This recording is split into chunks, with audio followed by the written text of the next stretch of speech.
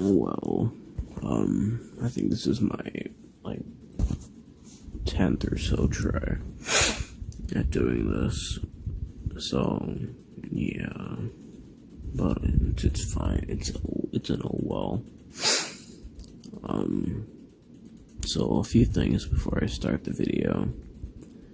I'm sorry that I haven't, uploaded in, 6 months, maybe even longer, but I've been really, really busy, so I wasn't able to. I was busy doing schoolwork and stuff, and, school takes priority over YouTube, so sorry about that.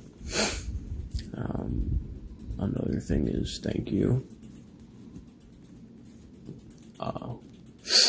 I had no idea people, at least even one person knew about this channel. I just, started getting notifications of people commenting, and I was like, oh, damn, okay, I guess I better do this, so here I am. So thank you again. The classic thing all YouTubers say, subscribe, stuff like that. So, yeah, another few things is I'm going to be trying to be as quiet as possible through this, because it's 3:50 in the morning, it's almost 4 o'clock, and I'm tired, because I've retried this many times, and sometimes the recording cut at the very end, and yeah, not at the very end, but in the late middle and stuff like that, so I needed to restart the video pretty amount of times. So yeah, so don't blame me if I'm stuttering a little bit or exhaling extremely loud. I'm sorry for that. But yeah, with that being said, thank you, and I'll get on with the what if. Sorry for taking up time. Sorry again for the wait too. Today is going to be part 3 to what if Deku had the powers of the Sage of the Six Paths. Last time, Deku learned many things about chakra and his culture and history as a whole, like him being an Uchiha and stuff like that. After his meetup with the sludge villain, All Might told Deku something that broke him a bit, that he can't be a #1 hero. Yeah, just watch the previous parts if you don't know stuff like this. But I'm still gonna do a recap because it's been 6 months.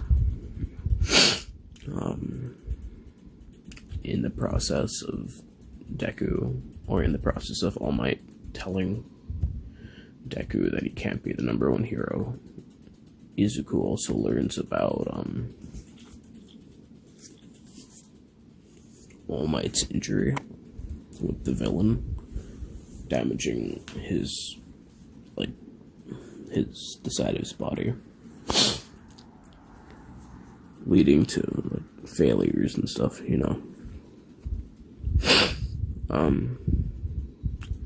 After this encounter with All Might, Bakugo gets attacked by the sludge villain, and this is where we will be starting up the what if for today, where we'll be resuming. So yeah,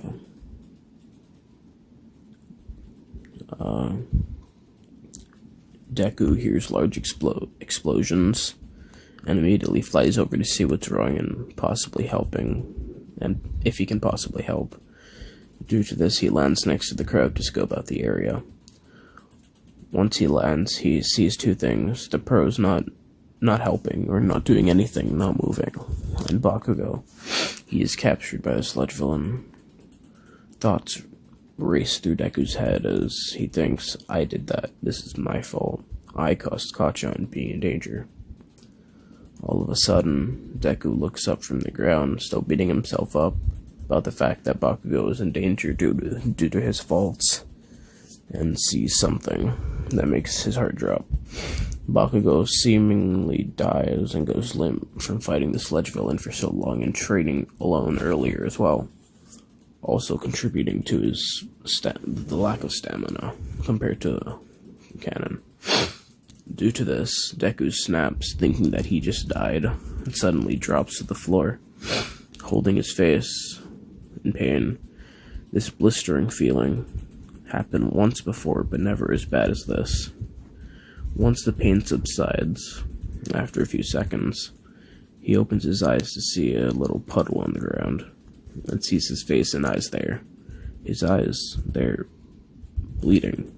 But not only that, but there is no longer a Tomoe in his eyes, but rather an odd pinwheel shape. He jolts up, looking back. He jolts up, shocked, and then sees people around him. And those people are somewhat slower than before. Immediately, he sees Bakugo and runs over there before knowing what he's doing, and grabs Bakugo out of the sludge villain and places him on the floor. Suddenly, out of instinct, Deku places his hands on the sludge villain, putting a paralysis seal on it.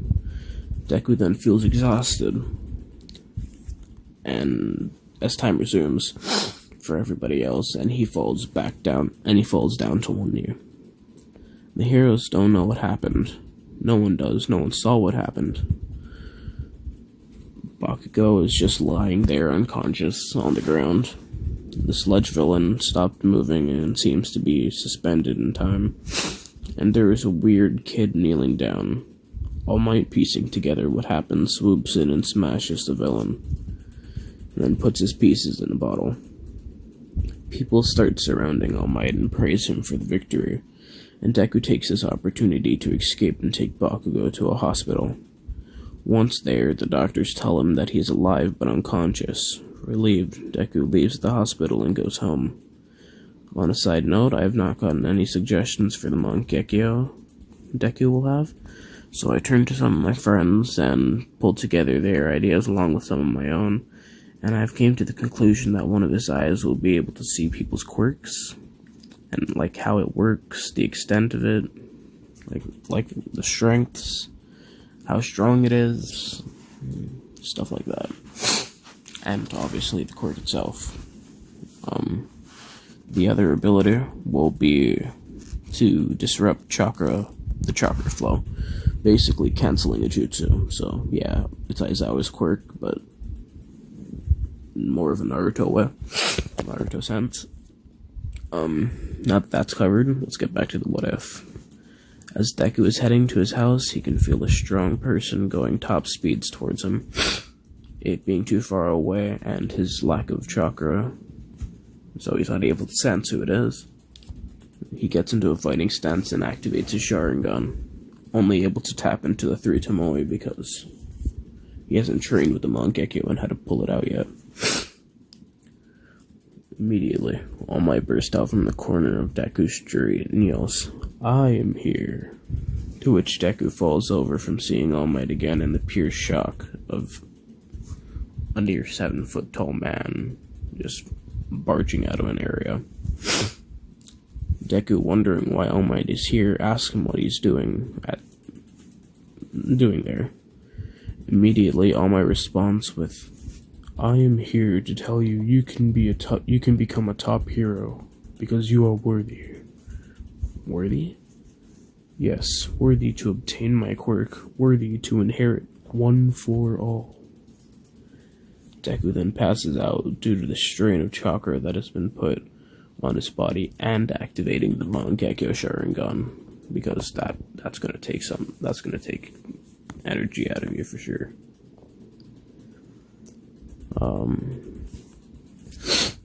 Yeah.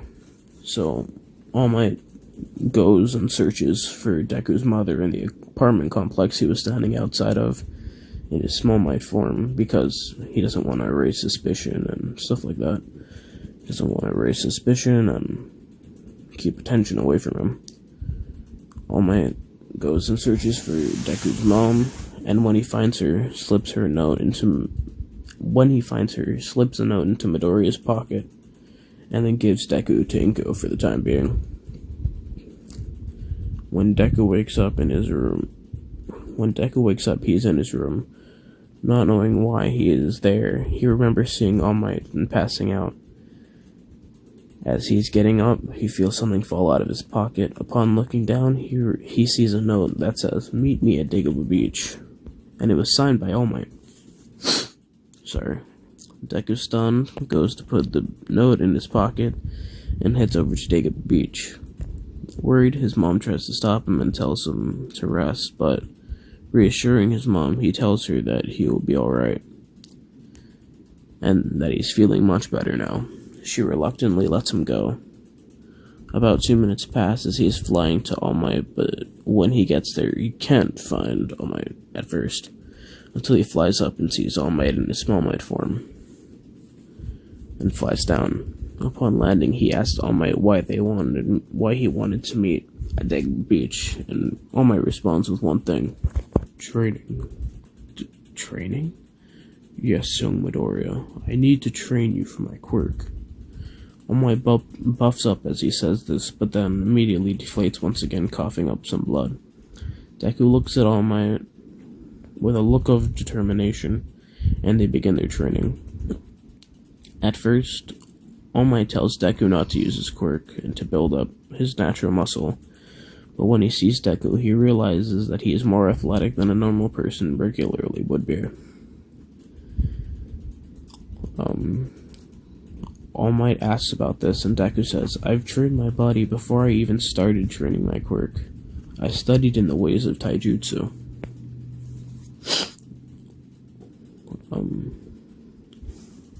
Oh, I lost my place. Sorry, it's gonna take a little while. Okay.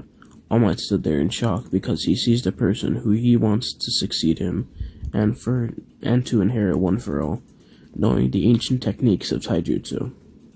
Izuku responds that he is also able to use swords, spears, kunais, and things of the sorts. Basically anything that was found in the Naruto universe and used in the Naruto universe, he knows how to use to at least some proficiency.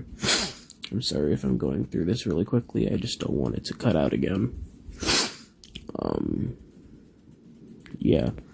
He also tells All Might that he's able to control the things floating around his back called truth-seeking orbs or truth-seeking balls, as he makes one into a staff and twirls it around before transforming it back into an orb.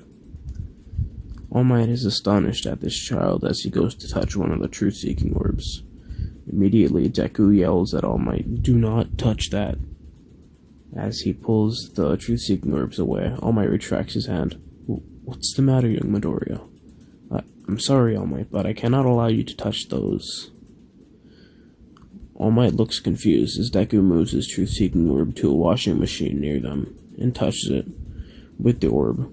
And to All Might's surprise, the washing machine gets damaged, like the truth-seeking orb was just moving through it while leaving a hole in its wake.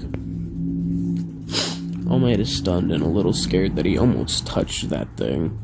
He tries to shake it off and start Deku's training, but he tells him that he is unable to use the truth-seeking orbs for obvious reasons.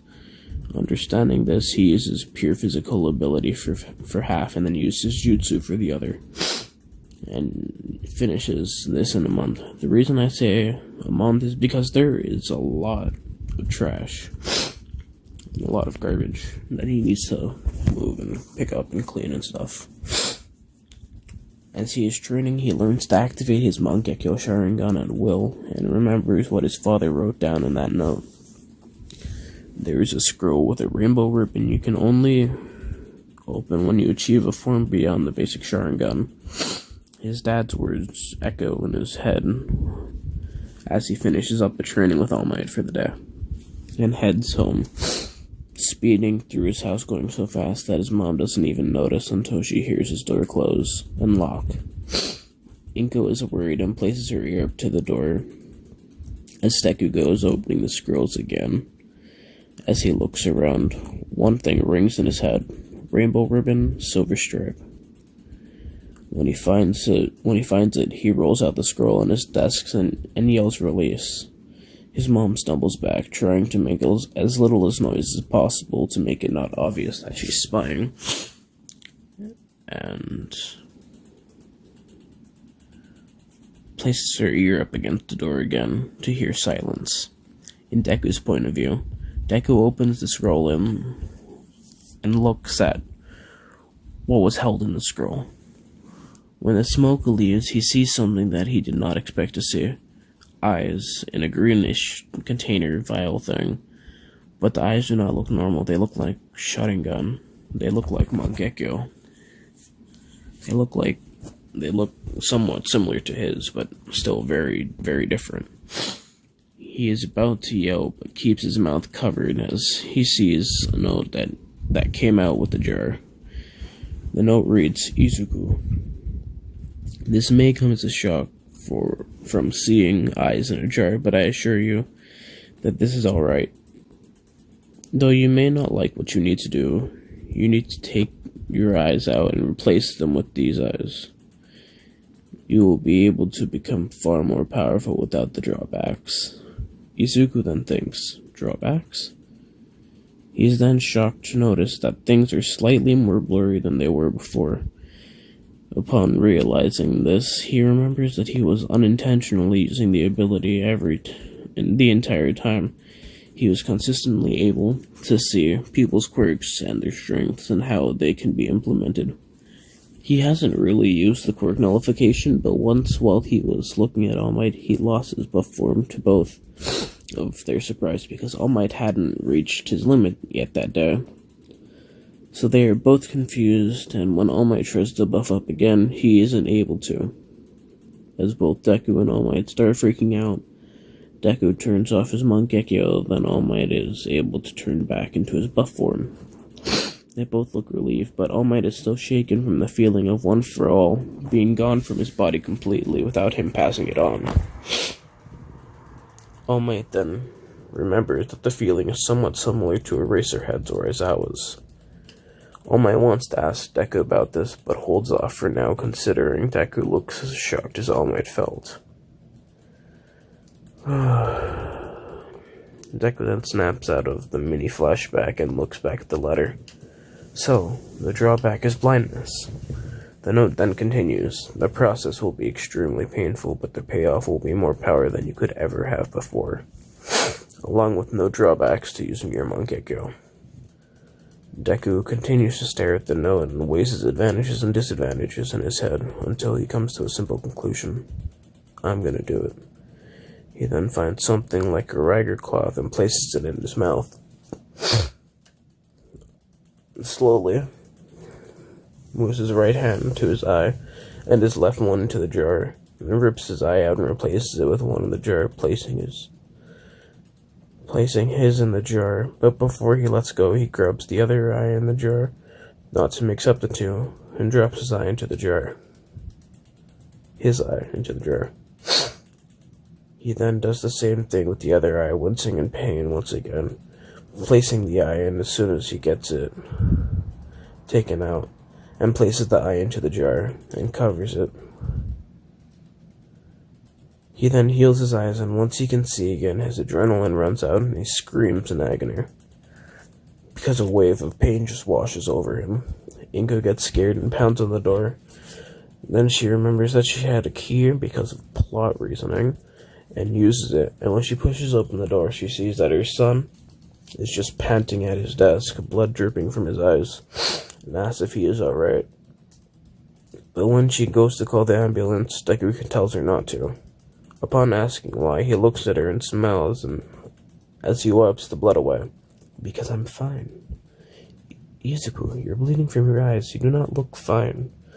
Deku then tells his mom that it's okay and shows her that he is fine, but Inko sees his hands are bloodied and his eyes are different, and gets worried because her son has different eyes and is bloodied. Inko asks why Izuku looks that way, but is worried when the smile fades from his face. Deku then looks at his mom and asks if she can keep a secret from everyone. Inko is slowly getting more worried as she nods to Deku's question, but Deku seems to become more serious and looks her in the eyes, making her do the same, and asks again, "Can I trust you to keep a secret?" Inko then replies with words this time, "Yes, you can trust me." Deku exhales, showing some relief. "Mom, When I tell you this, don't freak out or panic, okay? Inko nods her head, still showing worry about Deku because her son just told her not to freak out. Then Deku speaks again. The eyes I have in aren't mine. Inko then looks at Deku, still worried but now confused. She knew that his eyes were different, but to hear it come out of his mouth that the eyes in his face aren't his is completely different. After shaking off the initial shock, she asks what he meant by this. Deku tells Inko not to scream and resummons the jar with the eyes, but this time it has his instead. It has his instead in the jar. And he tells Inko that his eyes are in there. As Inko is freaked out by this and how Deku is being so calm, Deku looks back in the note and keeps reading. The process of removing your eyes and placing them, and placing these give you a power known as the Eternal Mangekyo Sharingan, or the EMS. The EMS is the final stage of the Sharingan. It is the pinnacle of the Uchiha's Dojutsu. Its power, it boosts the powers of the ability you had prior, and now there is no damage being done to your eyes, so you won't go blind by the overuse of it. Izuku then looks back at his mom, which had seemed to calm down a bit, and activated his ability to see a person's quirk. But not only is he able to see the implementations and quirk itself, he is now able to see the quirk's weaknesses and asks his mom to attempt to activate her quirk, as he activates his other Mangekyo ability to temporarily erase someone's quirk. His mom tries to pull a pencil towards herself, but is unable to. Knowing this, Deku then deactivates the ability, to which Inko is able to pull the pencil once again. Deku asks his mom to try again, but this time he has an idea of not to face his mom. This time, because his father said that in the note that so much talking, that it powers up the ability, and when he activates it and gives his mom the all clear, his mom is unable to activate the ability. Deku then walks away, and his mom is only able to use her quirk when Deku is about 5.5 feet away. So Deku figures out the range of this ability and decides to try one more test. He tells his mom to activate her quirk again, but this time Deku thinks of his mom not being affected, and it works. She is able to pull the object to her with no issue. Deku is amazed by this and thanks his mom as she leaves Deku's room, relieved that he is not in pain anymore. Deku and All Might have 9 extra months to train from this point on, and All Might tries to give Deku his quirk. But he refused. All Might is shocked on why this is when Deku speaks. You said I couldn't become the number 1 hero with my power. I'm going to prove you wrong, All Might. All Might tries to persuade him to inherit it, but each time Deku refuses. After a while, All Might gives up and stops asking Deku, but still wants to train him and for him to be a successor. All Might then remembered about his original choice and his original candidate, Mirio, and decides for Deku to train with Mirio and himself. In a week's time, Midoriya is training with All Might and Mirio. They train for the remaining 9 months, and at the end of which Mirio is given one for all without Deku knowing. Deku wakes up on the day of the entrance exam. He eats a fast breakfast and runs out of the door, laying a note for his mom telling her bye for the day. The reason he is taking it is because he didn't accept the recommendations for it. He makes his way into UA, but trips instead of falling, he starts floating and turns himself upright. But as he does so, he sees a brown-haired girl with a shocked look plastered on her round face. Oh, sorry, I was about to use my quirk on you, but it seems like you were able to fix yourself. My name's Ochiko Uraraka. Deku has more confidence in this what-if, so he doesn't get flustered by this interaction and responds, "It's no issue. My name is Izuku Midoriya." Not to be rude or anything, but we need to go into the exam soon, don't we? Uraraka then remembers about the exam and gets a little embarrassed as she runs off. Deku, being more distant to people, just thinks to himself as he is walking to the test area. What a strange encounter. He takes the test and aces it with flying colors because for everything that he couldn't figure out, he used the Sharingan to cheat. Just like how they did in Naruto. Yeah. Now on to the robot exam. President Mike is explaining the rules when a tall, blue-haired teen wearing glasses stands up and chops the air as he yells at President Mike. "You only have explained 3 of the robots, and there are clearly 4 robots on the screen. If this is a mistake by UA, then this is extremely shameful on their part, as being the best of the best hero high school." But before Ida can finish, Deku stands up and yells at Ida, "Sit down, engine boy." He was about to explain the last robot before he was rudely interrupted. You would be able to tell he was going to explain this if he used something called common sense. Ever heard of it? Upon saying this, Ida wants to argue back, but knows Deku is right and sits down. Everyone in the area is either snickering or in complete shock, seeing as though this kid just got shut down.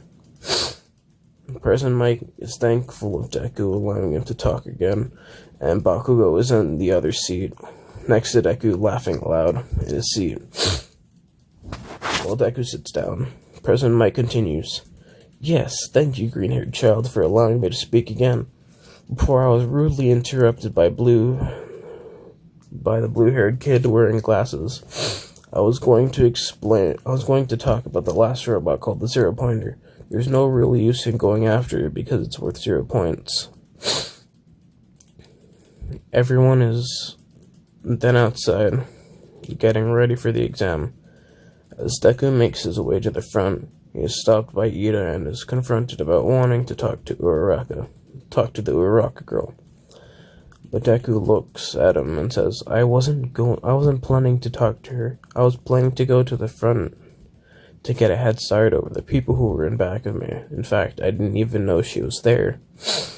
After saying this, he brushes past Ida and goes to the front with everyone staring at him because he just went off on this guy again and is now avoiding everyone and is going to the front and stretch. Uraraka thinks about talking to him, but considering how he acted to everyone else when they tried to talk to him after the confrontation with Ida, she decides it's better not to. President Mike arrives and yells, "Go, go, go, there is no countdown in a real battle." And immediately, before anyone else can even notice, a blur passes them as they see robots being destroyed with ease, as Deku uses 2 staffs made out of truth-seeking orbs in each hand, and he's just running into each one and every robot, destroying them in one swipe. 1 pointers, 2 pointers, and finally, deep in the city, 3 pointers, until he is confident he is going to pass. Upon reaching that benchmark, he flies to the top of a building and starts to meditate, feeling the chalk around him swirling through the air and every living being. Deku stops meditating from time to time to help people if they are in danger. One of these people he helps is a girl who is unable to be seen, but Deku sees her, and helps because she was about to be crushed by an attacking robot. When Deku breaks it with his truth-seeking orb and reaches out to the hand, reaches out his hand to the girl, asking, "Hey miss, are you alright?" And the girl is shocked that Deku saw that she was in danger and takes his hand, saying, "Yes, I'm alright." "Wait, how did you know I was a girl?"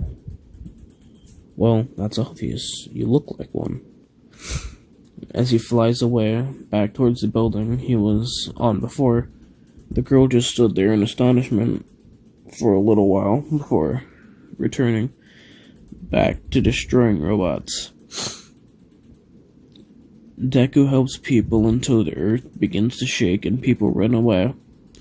It's the Zero Pointer, a colossal robot that creates many shockwaves with every step it takes. Yuzuku is helping people to get away as he hears one person scream for help. Deku thinks it's a familiar voice and he realizes that it's the Uraraka from when they walked in.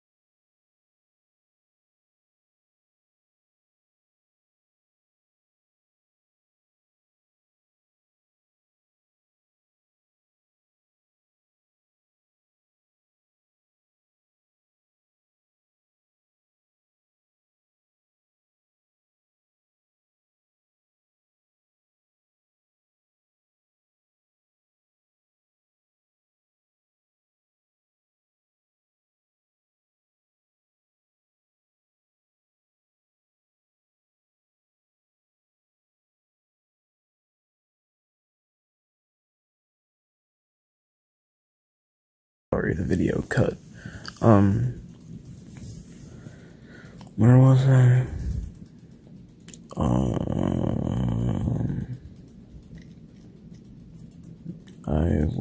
yeah. Realizes it's the Uraraka from when they walked in. Seeing this, he makes 3 shadow clones. 2 to help people get out of the area, and 1 to protect the people from the backlash that Deku is about to do. To protect people from the backlash that is going to happen from what Izuku is going to do. Deku then runs at top speed, using a few body flickers along the way, and arrives at Uraraka, picking up pieces of rubble, and like it was nothing, and tossing it to the side. He then asks her if she is alright. Uraraka explains that she can't move her leg because her ankle is sprained, and as a reaction, Deku picks her up and places her on his back, and then jumps to the robot, making his truth-seeking orb into a long sword. He then covers it in a fire chakra ore and slices at the robot, splitting it into 2. Immediately afterwards, he puts the truth-seeking orbs back into the ball shape, as he makes a shadow clone, and they both begin to weave hand seals. Once they are done, they jump to 2 buildings opposite of each other in front of the robot and place their hands on the building, both yelling at the same time, both yelling in unison, "Earth Release, Great Mud Wall Jutsu," to which 2 large walls of a hardened muddy substance covers the area, making 1 large wall block, blocking the 0-pointer from falling onto the people. Deku then flies down, releasing a shadow clone, and puts Uraraka down, and moves towards her leg. He asks which ankle is hurt, and begins to heal her. Uraraka holds a blush plastered on her face the entire time this happens, to which the invisible girl in the back holds a slight pout on her face, which no one can see. Upon finishing, Deku stands up without a word and starts to walk away, with everyone either too scared or in awe of this kid to say anything. Well, that's where we'll be leaving off for today. Sorry that I haven't uploaded in 6 months again. I was really busy, and I still am, but I tried to squeeze out a video, and once I saw that there were people waiting for this, and sorry again. Remember to subscribe, like I said in the front of the video, and comment if you guys have what-if ideas, or have ideas to implement into this story. I might take some things and work them into mine, and of course, if I take your idea and work it into mine, I'm gonna give credit where credit's due. So, yeah. Well, with that being said, see ya.